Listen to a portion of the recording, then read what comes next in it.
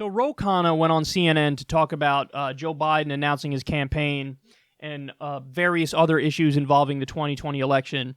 And he ran circles around Chris Cuomo. This is good. Senator Sanders was on Anderson's show before this one, and he said he likes Joe Biden, but he was against NAFTA. Joe Biden was for it. He was against DOMA. Biden was for it. The war, again, TPP, again. Question, Bernie Sanders, if he were to get in, what proof do we have that he could make deals instead of just making demands? Because he's often against things that wind up getting bipartisan support.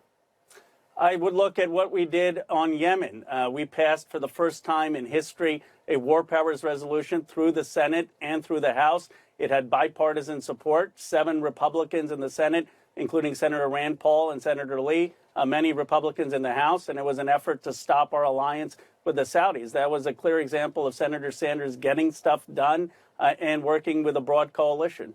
All those years in the Senate, what else can you point to?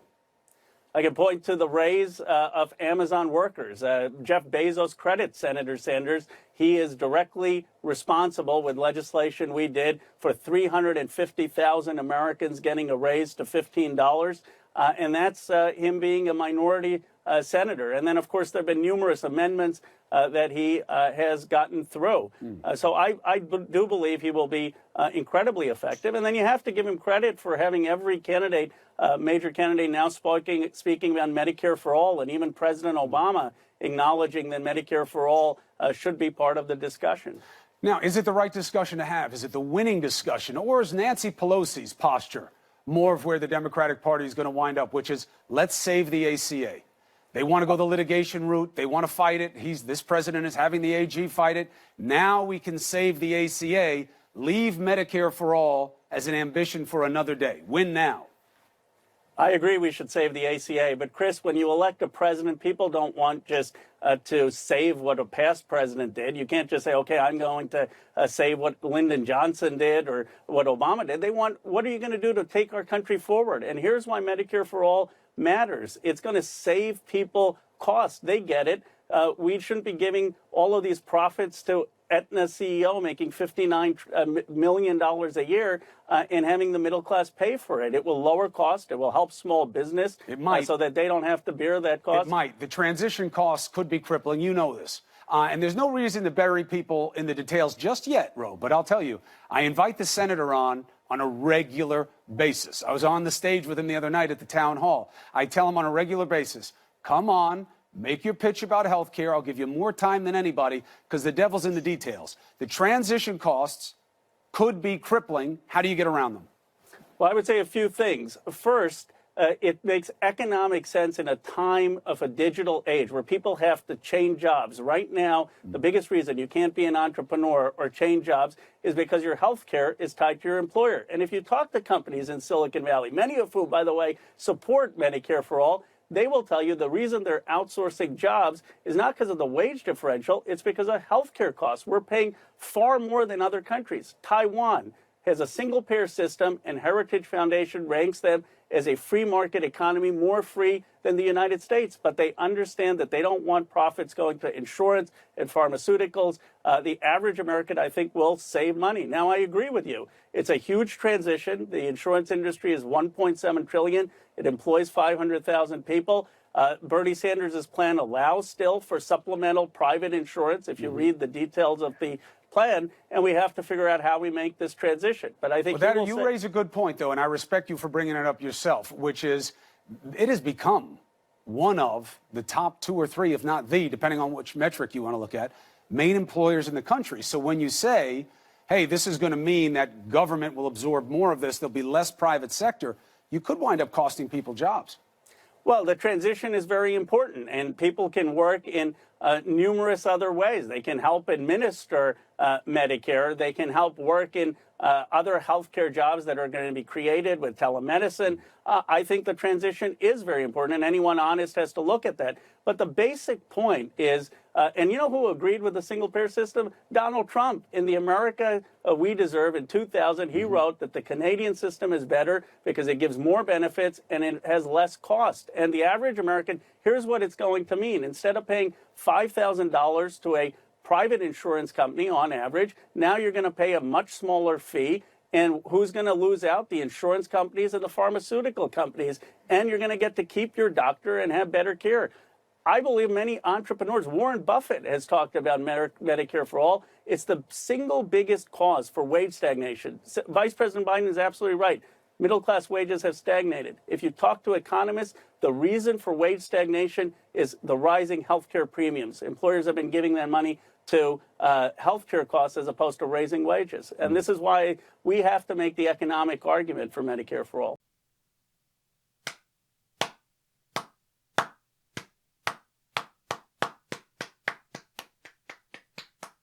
That was a masterclass. That was a masterclass. What I love about what Congressman Ro Khanna did there is he went into their house and beat them.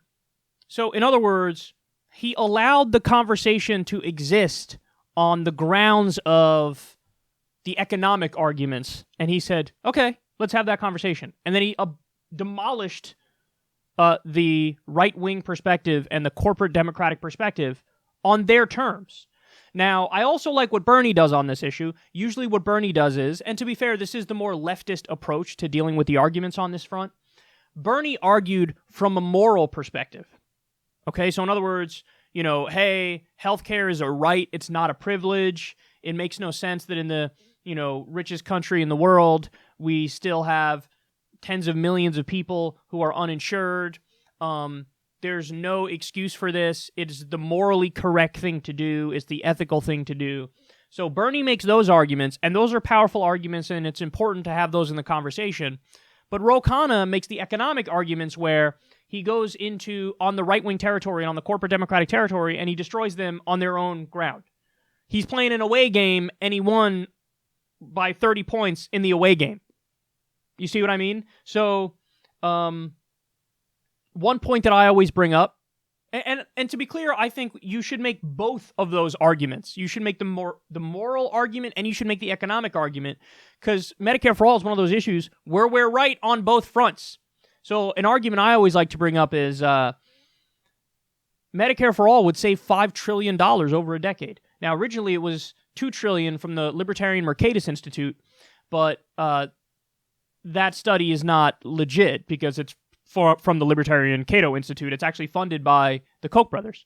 So, and by the way, they changed those numbers recently because they just had the first Medicare for All hearings in Congress, and one of the dudes from that study went to go testify, and they changed their findings to act like Medicare for All doesn't save money, so that the dude, when he testifies, can say, it doesn't save money. It's unbelievably disingenuous and dishonest, and it's just flat-out propaganda at this point. But according to a study from the University of Massachusetts Amherst, Medicare for All over a decade would save $5 trillion. I trust those numbers way more than I trust the Libertarian Mercatus Institute. So that's a point that I always like to bring up. Now, to get to some of the points that Chris Cuomo makes there, to argue against Bernie, he says, how can he make deals instead of just making demands? So, in other words, his argument is, well, Bernie's like a far leftist, and he's going to get nothing accomplished because he's an ideologue, and he's so far on the left that there's going to be no common ground with the right, and so nothing's going to get done. Nothing could be further from the truth with that argument when it comes to Bernie Sanders. You know who struggles to get shit done all the time? Centrist Democrats. Because the only stuff they actually agree to get done with the right are things that are terrible for the American people, like Wall Street deregulation, like more wars. Now, Bernie Sanders, on the other hand, what does Ro Khanna bring up? Brilliantly. He says, it was me and Bernie Sanders working with Republicans, including Mike Lee, Senator Mike Lee, and Rand Paul, working with them on ending the U.S. support for the genocide in Yemen. So you want to talk about a bipartisan achievement? There's a bipartisan achievement. And by the way, who's to blame for that not going through? Trump. He vetoed it. He's got the blood of Yemeni babies on his hand because he's a total sellout to the Saudi government. You want to talk about collusion? How about collusion with the Saudi government? So it was Bernie Sanders and Ro Khanna that got that through. He brought up another great example. Getting shit done. Are you serious? It was Bernie Sanders and Ro Khanna that just got 350,000 Amazon workers a living wage. You want to talk about getting stuff done? See, the brilliance of Bernie is this, and the brilliance of smart leftists is this. There are certain areas where you do have crossover with libertarian conservatives. Meet on those issues and get it done, whether it's ending the drug war, doing criminal justice reform, whether it's foreign policy issues and bringing our troops home from certain places. There's some crossover with Tea Party-like conservatives, libertarian-leaning conservatives, and the Freedom Caucus. So if anybody's going to get anything done that's positive, it's going to be a leftist president. Now, furthermore, the other thing that's brilliant about Bernie is when it's necessary to crack skulls, he's going to crack skulls. So he'll apply political pressure when it's necessary to get his bold agenda passed. And then also, when he can, he'll work with Republicans, again, not compromising his own values, actually sticking by his morality and his own policy platform and getting them to agree on his terms. I think another good example of this is there's a chance that with some paleo-conservative-leaning Republicans, they might help him with trade. So most of the Republicans are total sellouts, and they're totally, in favor of all these outsourcing deals. But I'm sure there's a handful, just like there's a handful of Republicans who are like, yeah, let's not aid Saudi Arabia as they kill babies. There's going to be some Republicans who are like, yeah, maybe we should stop outsourcing jobs and we should renegotiate permanent normal trade relations with China, and we should. So that's the old Pat Buchanan paleo-conservative wing. These people are deeply, deeply regressive and reactionary on racial issues, and they're super bad on immigration. But when it comes to trade, sometimes they make some sense. So the trick is, guys, when you agree with the other side, work with them on your terms. And when you don't agree, you say, I'm fucking coming for you, and I'm going to win. And that's what Bernie does. And then finally, this is such a good example of why people hate mainstream media. Because the way everything is framed is just so dumb. So he says there, is Medicare for all the winning discussion? Well, 70% of the country agrees with it, so I would say, yes, by definition, it is a winning issue, because it's the overwhelming majority. Now, even over more than 50%, so a majority of Republicans support Medicare for all. So it's a majority of Democrats, a majority of the country, and a majority of Republicans, and your response is Medicare for all the winning discussion? Yeah, it is. And if you bothered to read about this shit, you would know that. And then the dodge is always like, well, if you're for Medicare for all, aren't you by definition against the Affordable Care Act? And doesn't that mean you're kind of in agreement with Republicans? Republicans, if they had their way, would go to a 100% laissez-faire, free capitalist, rugged individualist health insurance system, which is the worst possible system, because when we had it, the outcomes were the worst. The most people were uninsured. The most people were dying because they didn't have access to health care. This is proven. So you're saying there's an equivalence between the left, who wants everybody covered with better health outcomes, and the right, who wants the fewest number of people covered with worse health outcomes. Somehow that's equivalent because you both don't agree on the Affordable Care Act.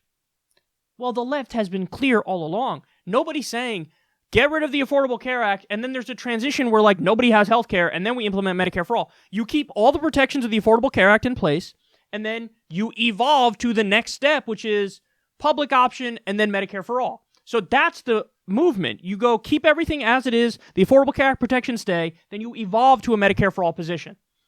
But he doesn't know this shit, or he knows it, but he's dishonest. He just sucks at his job. And so he ends up saying stupid things like, how's Bernie going to make deals instead of just making demands? Is Medicare for all the winning discussion? Here's what's not winning. CNN with you as a host.